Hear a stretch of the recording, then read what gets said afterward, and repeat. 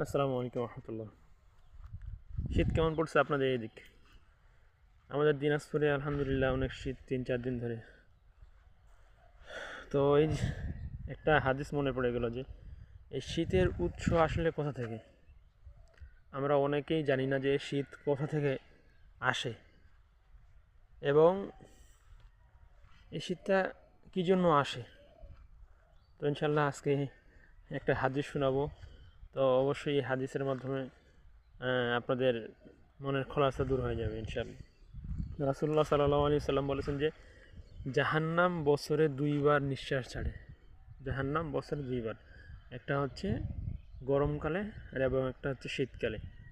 আর শীতকালে যে নিঃশ্বাসটা ছাড়ে এর ফলে যখন প্রচণ্ড ঠান্ডা করে, প্রচণ্ড শীত পড়ে, ওই সময় মানে জাহান্নামের একটা নিঃশ্বাস হয় এবং প্রচণ্ড গরম যে সময় হয় ওই সময় জাহান্নাম থেকে একবার নিঃশ্বাস ছাড়া হয়।